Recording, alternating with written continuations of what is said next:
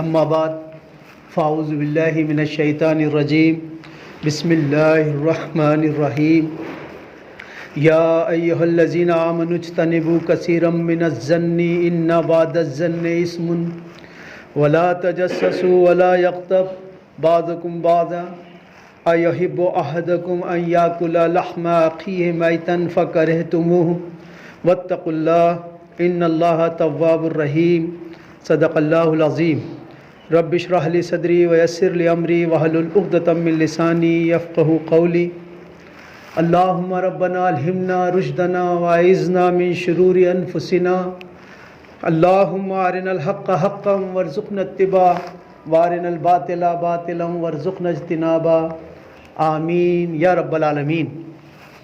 جو حضرات ابھی تشریف لا رہے ہیں اندر تشریف لے آئیں، اگلی صفحے پر کر لیں، انشاءاللہ سنتوں کا وقفہ دیا جائے گا۔ گزشتہ کئی ہفتوں سے ہم خطبہ میں جمعہ میں سورۃ الحجرات کا مطالعہ کر رہے ہیں۔ ذہن میں تازہ کیجئے کہ سورۃ الحجرات کل 2 رکوعوں پر مشتمل سورت ہے، 18 آیتیں ہیں، اور اس میں اسلامی سماج کے اعتبار سے کہ اس کے خد و خال کیا ہوں گے، کس طرح سے دوسرے معاشرے سے پیش آیا جائے گا، اور اسلامی معاشرہ اس کی حد بندی کیا ہوگی، وہ کیا اصول و ضوابط ہیں جو غیروں سے تعلق رکھتے ہیں، اس کی رہنمائی جامع طور پر ان 18 آیات کے اندر اللہ تبارک تعالیٰ نے فرما دی، جس میں شروع میں فرمایا گیا یا ایھا الذین آمنوا لا تقدموا بین یدی اللہ ورسولہ، اے ایمان والو اپنے قدم ہرگز آگے نہ بڑھاؤ اللہ اور اس کے رسول سے، واتقوا اللہ، اور اللہ کا تقوی، اللہ کی پرہیزگاری اختیار کرو۔ اسی طرح اس آیت میں یہ بتا دیا گیا کہ اہل ایمان کی جو زندگی ہے وہ اللہ اور اس کے رسول کے تابع ہے، کہ اپنے قدم ہرگز آگے مت بڑھاؤ اللہ اور اس کے رسول سے۔ اور ساتھ ہی دوسری آیت میں اس بات کی رہنمائی فرمائی گئی کہ تمہارے بیچ میں ایک مرکزی شخصیت جناب رسول اللہ صلی اللہ علیہ وسلم کی موجود ہے، تمہیں ان کی محبت کا، ان کے اعزاز کا پاس رکھنا ہے۔ لہٰذا یہاں تک روک دیا گیا کہ یا ایھا الذین آمنوا لا ترفعوا اصواتکم فوق صوت النبی ولا تجہروا لہ بالقول کجہر بعضکم لبعض، اے ایمان والو اپنی آوازوں کو نبی کی آواز سے بلند نہ کر دینا، جیسا کہ تم آپس میں ایک دوسرے سے بات کرتے ہوئے بلند کر دیتے ہو، مبادا تمہارے اعمال حبط ہو جائیں اور تمہیں پتہ بھی نہیں چلے، تمہیں تو پتہ بھی نہیں چلے گا کہ تم نے کیا چیز کا نقصان اٹھا لیا ہے، صرف سوء ادب کی وجہ سے کہ نبی کی آواز سے اپنی آوازوں کو بلند نہ کر دینا، روک دیا گیا۔ یہ آپ صلی اللہ علیہ وسلم کی محبت کا تقاضا ہے کہ آپ صلی اللہ علیہ وسلم اہل ایمان کے لیے اپنی جانوں سے بڑھ کر ہیں،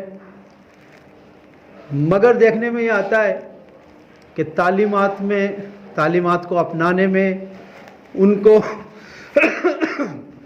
اپنا اسوہ، آئیڈیل، آدرش تسلیم کرنے میں بہت کوتاہی نظر آتی ہے۔ روک دیا گیا کہ اپنی آوازوں کو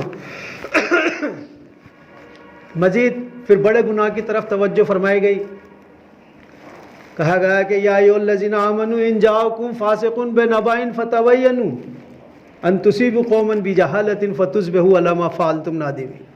آگے فرمایا گیا ہے کہ ایمان والو اگر تمہارے پاس کوئی فاسق کوئی بڑی خبر لے کر آئے تو اس کی تحقیق کر لیا کرو، تصدیق کر لیا کرو، مبادا تم کوئی اقدام کر دو اور پھر تمہیں پچھتانا پڑے۔ چھوٹی چھوٹی باتوں سے روک دیا گیا، افواہوں کی روک تھام کی طرف، فیک نیوز جو انسان کا چرتر بنا دیتی ہیں، انسان کی تصویر بنا دیتی ہیں۔ واٹس ایپ پہ کوئی میسیج آیا، بنا تحقیق کے آگے بڑھا دیا، اب وہ نہ جانے کہاں سے کہاں پہنچتا ہے۔ آپ صلی اللہ علیہ وسلم نے فرمایا اگر کسی شخص نے کسی بات کو جیسے سنا تھا ویسے ہی آگے بڑھا دیا تو اس کے جھوٹا ہونے کے لیے اتنا ہی کافی کہ وہ تحقیق کرتا اور اگر ضرورت تھی تو بڑھاتا، نہیں تو اس کو وہیں ختم کر دیتا، اپنا حصہ کیوں اس کے اندر شامل کیا۔ پھر فرمایا گیا کہ اہل ایمان کے اگر دو گروہ آپس میں لڑ پڑیں تو تیسرا بیٹھ کر تماشا نہ دیکھے، بلکہ یہ نہ سوچے کہ یہ تو آپس میں لڑ رہے ہیں، آج کل ایک ہو جائیں گے، میں برا بن جاؤں گا، بیچ میں بولوں گا۔ اسلامی تعلیمات یہ ہے کہ دو گروہ مومنوں کے اگر آپس میں لڑ پڑے ہیں تو تیسرے کو چاہیے کہ وہ اس میں صلح کرائے، صلح ہی نہیں کرائے بلکہ اگر دو لوگ دونوں صلح پر آمادہ نہیں ہو رہے ہیں تو قرآن کا فرمان یہ ہے کہ پھر وہ جو حق پر ہے اس کے ساتھ مل کر اس تیسرے گروہ سے لڑا جائے اور اس کو زیر کیا جائے اور اللہ کے حکم کی طرف اس کو لوٹایا جائے، اور پھر جب وہ لوٹ آئے تو پھر بھی عدل اور انصاف کا دامن نہ چھوٹے اور صلح کراؤ تو عدل اور انصاف سے صلح کرایا کرو۔ ایک چھوٹی بات بڑی باتیں بیان کی گئیں۔ گزشتہ جمعے ہم نے مطالعہ کیا تھا، ایک آیت کے اندر اللہ تبارک تعالیٰ نے معاشرے کی 3 برائیوں کا ذکر کیا اور وہ برائی عام طور پر ہمارے میں موجود ہوئی۔ اللہ نے فرمایا یا ایھا الذین آمنوا لا یسخر قوم من قوم عسى ان یکونوا خیر منهم ولا نساء من نساء، اے ایمان والو ہرگز کوئی قوم کسی قوم کا مذاق نہ اڑائے، کوئی انسان کسی دوسرے انسان کا مذاق نہ اڑائے، ہو سکتا ہے کہ وہ اللہ کے نزدیک تم سے بہتر ہو۔ اور نہ خواتین ایک دوسرے کا مذاق اڑائیں، کہ خواتین کے اندر یہ عمل زیادہ پایا جاتا ہے۔ اور ولا تلمزوا انفسکم، اور کسی جان کو، کسی انسان کو، کسی جاندار کے اوپر کوئی الزام مت لگاؤ، کوئی ٹونٹ مت کسو۔ اور فرمایا گیا کسی کا مذاق مت اڑاؤ، کسی کے اوپر ٹونٹ مت کسو، کسی کے برے القاب نہ پکارو، برے نام سے پکارتے ہیں، نک نیم ہوتے ہیں معاشرے کے اندر، ہمارے کئی نام ایسے موجود ہیں جیسے کالے خاں، بورے خاں، کوئی بھی نام کسی بھی اس کے چال چلن سے رکھ دیا جاتا ہے، کسی کے کلر سے رکھ دیا جاتا ہے، کسی کی کوئی خاص انداز ہے بات کرنے کا، اس انداز سے رکھ دیا جاتا ہے۔ نہیں مانتا وہ برا آپ کا، لیکن بسا اوقات موڈ خراب ہے، وہی بات آپ نے اس وقت کہہ دی تو پھر جو ہے وہ بات کلیجے پر جا کر لگے گی۔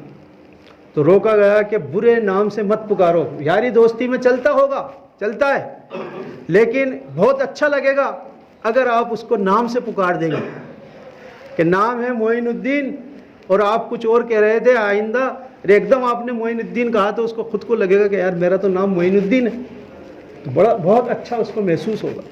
تو 3 برائیوں کا ذکر کیا گیا اور پھر آخر میں اختتام اس بات پر ہوا کہ برائی کا تو نام بھی برا ہے، وَمَن لَّمْ يَتُبْ فَأُولَٰئِكَ هُمُ الظَّالِمُونَ، جو کوئی توبہ نہیں کرے وہی ظالم ہے۔ اب یہ 3 برائیوں کا ذکر کیا جو فیس ٹو فیس ہوتی ہیں، مذاق میں اڑاؤں گا آپ کے سامنے اڑاؤں گا، میں برا نام لے کے پکاروں گا آپ کے سامنے لے کے پکاروں گا، کوئی ٹونٹ کسوں گا تو آپ کے سامنے کسوں گا۔ تو اللہ نے کہا یہ تینوں جو برائیاں ہیں یہ سماج میں دراڑ پیدا کر دیتی ہیں، دو پھاڑ کر دیتی ہیں، دلوں کے اندر گنجائش ختم ہو جاتی ہے۔ تو فرمایا ومن لم یتوب، جو توبہ نہیں کرتا ہے، فاولئک هم الظالمون، اور وہی ظالم ہے۔ اور ظالم کا ایک مطلب قرآن میں مشرک کے لیے بھی آتا ہے، ان الشرک لظلم عظیم، کہ ظلم کرنے والے جو ہیں وہ شرک کرنے کے برابر ہے، شرک سب سے بڑا ظلم ہے۔ تو ظالم اللہ تعالیٰ نے یہاں کہا اگر جو توبہ نہیں کرتا۔ غور کریں یہ سب چیزیں ہمارے ساتھ ہوتی ہیں اور روا روی میں ہوتی ہیں، سامنے والے بھی برا نہیں مانتے ہوتے ہیں، پھر کہتا ہوں کبھی بسا اوقات ہے موڈ ہے برا مان جائے آدمی۔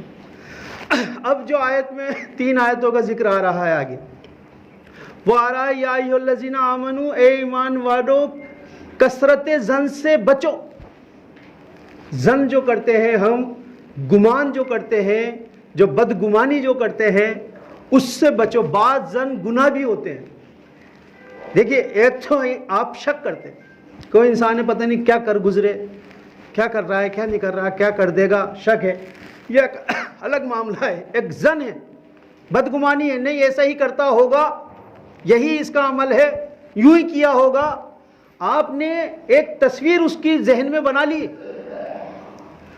حالانکہ وہ بندہ ایسا نہیں ہے.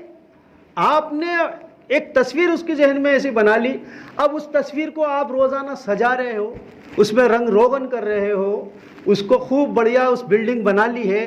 اب آپ اس سے اسی طرح پیش آؤ گے کیونکہ آپ اس کے بارے میں وہی سوچتے ہو, اس کو تو پتہ بھی نہیں ہے. یا ایھا الذین آمنوا اجتنبوا کثیرا من الظن ان بعض الظن اسم, کیونکہ بعض ظن گناہ بھی ہوتے ہیں. یہ کیا ہے؟ پیٹھ پیچھے کی بات ہے, پیچھے سے گمان کریں گے نا, پتہ نہیں کیا کر رہا ہے. ولا تجسسوا, اور جاسوسی مت کرو. بہت سے لوگ لفظ جاسوس کو انگلش کا مانتے ہیں, قرآن حکیم کا لفظ جاسوس. تجسس مت کرو. اب یہ جو دوسری بات آ رہی ہے, تجسس کرنا, جاسوسی کرنا, کنہی معنوں کے اندر اجازت ہے. ٹھیک ہے, کوئی رشتے کے لیے آپ سے کسی نے درخواست کی ہے, کسی کا رشتہ ہے, اب اس کے لیے آپ معلومات بھی کریں گے, بھائی زندگی بھر کا مسئلہ ہے, اجازت. کہیں کوئی ملک ہے, ہمارے پڑوسی ملک ہیں, دشمن ہیں آس پاس ہمارے, اس کے لیے ہمارے ڈیٹیکٹیو کام کرتے ہیں, جاسوسی کرتے ہیں, لاتے ہیں. یا کوئی کسی کو سزا دینی ہے, اس کے لیے انسان جاسوسی کرواتا ہے, بھائی اس کا پتہ کرو کیا ہے کہ نہیں. تو کچھ حد تک جائز ہے.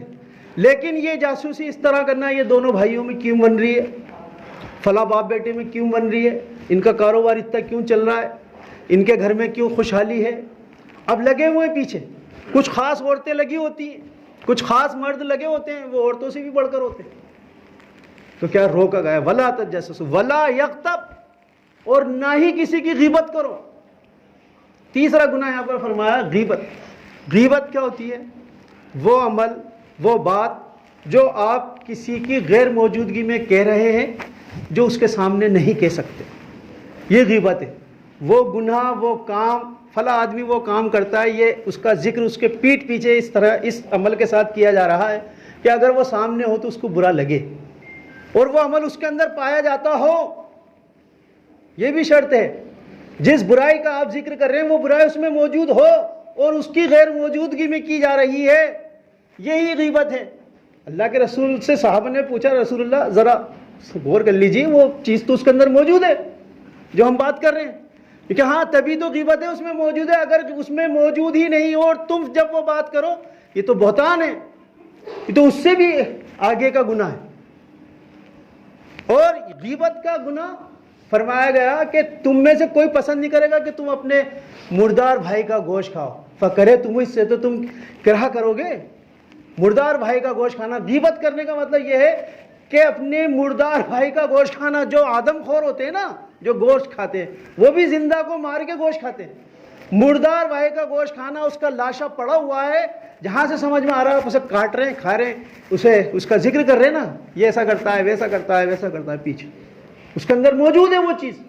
سامنے بات کر کے مل کے اس سے سمجھا دیتے کہ تمہارے میں یہ کمی ہے, اللہ کے لیے دور کر لو, پکڑ ہو جائے گی.